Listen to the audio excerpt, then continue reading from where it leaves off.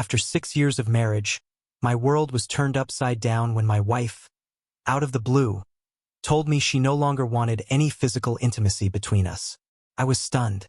Felt like a punch to the gut, something I never saw coming. For a while, I had noticed little changes in how she acted, how she seemed more distant, less engaged. But I brushed it off, telling myself it was just a phase, that everything would go back to normal. But as I sat there, reeling from her words, I couldn't help but think back on all the subtle signs I'd ignored. The way she'd stopped reaching for my hand, how her laughter had become rare, and how our conversations had turned into polite exchanges rather than the deep, meaningful talks we used to have. We had once been so close, so connected. I remembered the early days of our marriage when we'd stay up late talking about our dreams, our fears, and everything in between.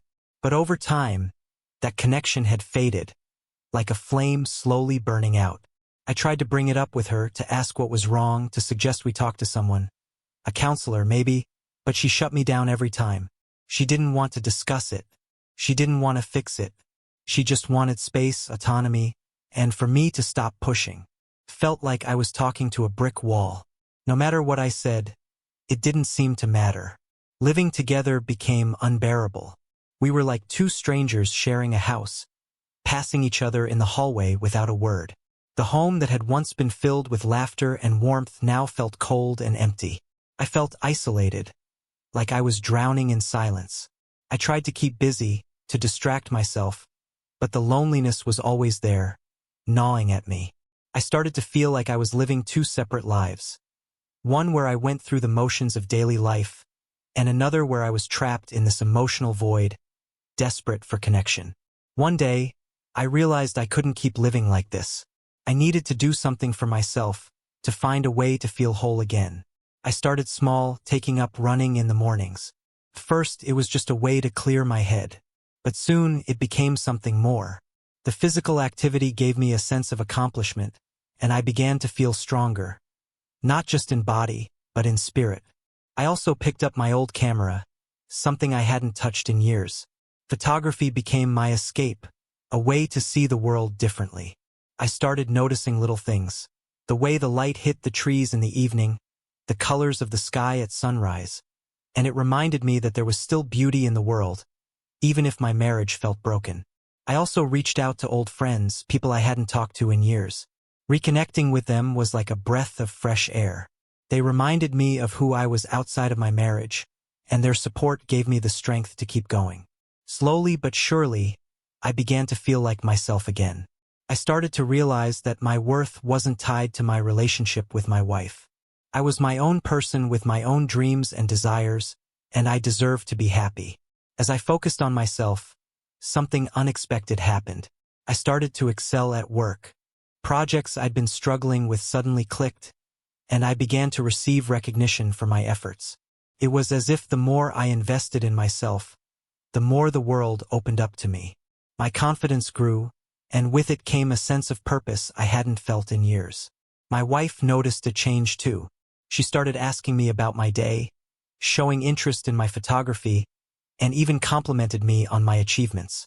I could see the shift in her. A mix of curiosity, jealousy, and maybe even regret. It was complicated, but for the first time in a long time, I felt like she was really seeing me. One evening, after weeks of the strange, tentative dance between us, we finally sat down and had an honest conversation. It wasn't easy. We both had to be vulnerable, to admit how much we'd changed and how far we drifted apart. I told her how lonely I'd felt, how much I missed the connection we used to have. She opened up too, sharing her own struggles and why she had pulled away.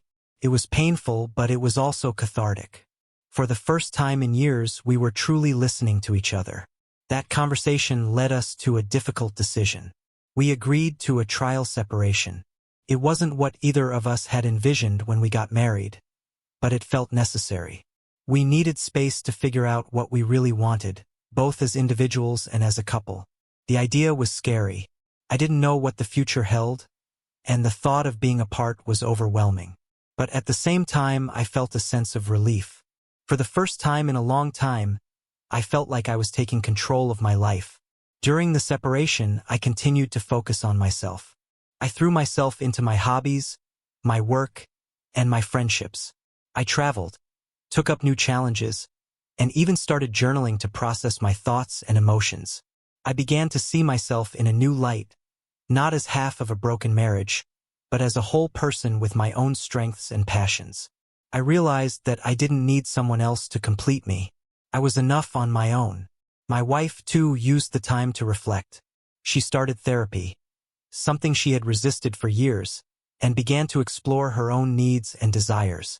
We didn't talk much during that time, but when we did, it was clear that we were both changing, growing in ways we hadn't expected.